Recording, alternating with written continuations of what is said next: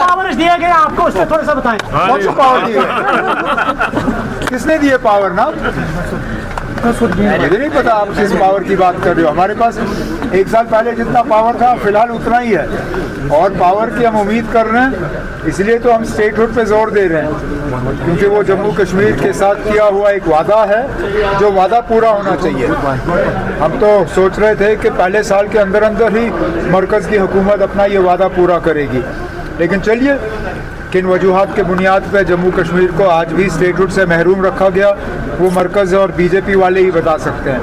लेकिन हम अपनी कोशिशों को छोड़ेंगे नहीं। जहाँ तक आपने दरबार मूव के हवाले से बात की, मैंने पहले दिन से मैं कहता आया कि यूटी होते हुए जितने हम अपने लोगों के साथ किए हुए वादे पूरे कर सकते हैं हम कर लेंगे।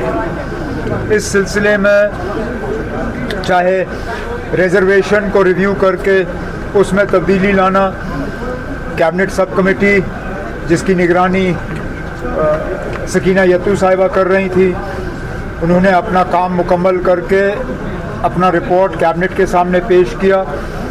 कैबिनेट ने उस रिपोर्ट को मंजूरी दी। अब डिपार्टमेंट के तरफ से कैबिनेट का मेमो तैयार किया जा रहा है, उसको बाय सर्कुलेशन हम मंजूरी देके एलजी साहब के पास भेज देंगे। वो एक वादा था हमारा लोगों के साथ। इसी सिलसिले में दरबार मूव को दोबारा शुरू करना, ये भी एक वादा हमारा लोगों के साथ था। लगभग 3 हफ्ते पहले जब कैबिनेट की मीटिंग हुई, उस मीटिंग के दौरान ये फ़ैसला लिया गया। वो फ़ैसला एलजी साहब को भेजा गया। जैसे ही एलजी साहब का दस्तखत फाइल पे हमें वापस मिला, हमने वो ऑर्डर जारी किया है और 2021 के बाद दोबारा जम्मू और श्रीनगर को इस दरबार मूव के ज़रिए जो है जोड़ा जा रहा है।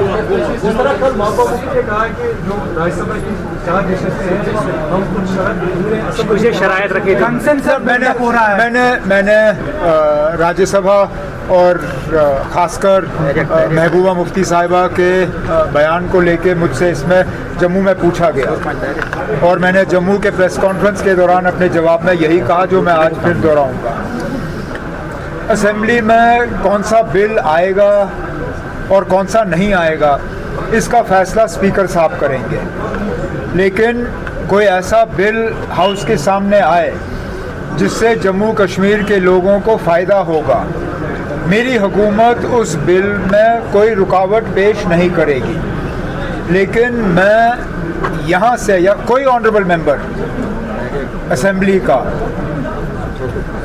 स्पीकर साहब को डिक्टेट नहीं कर सकता कि कौन सा बिल आना चाहिए कौन सा नहीं आना चाहिए। बिल लाने का एक प्रोसीजर होता है, एक तरीका होता है।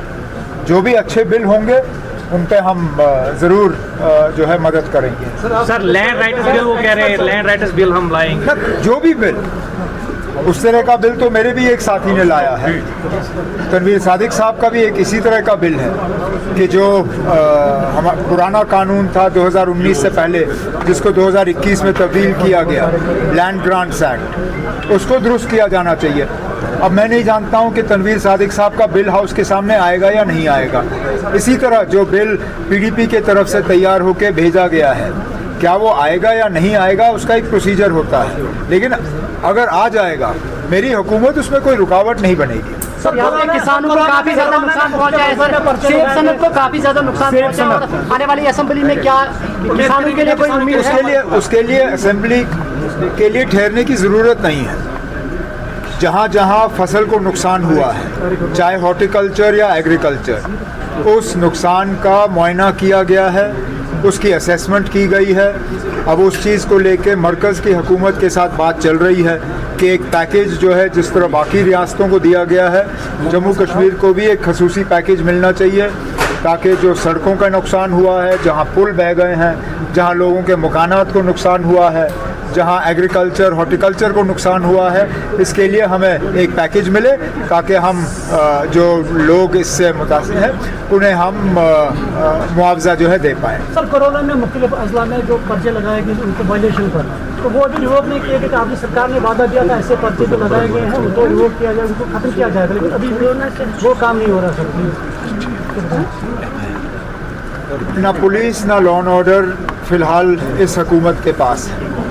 वो इख्तियारात वो हमें मिले और ज़रूर जो बाकी हमारे किए हुए वादे हैं उनको भी हम पूरा करेंगे।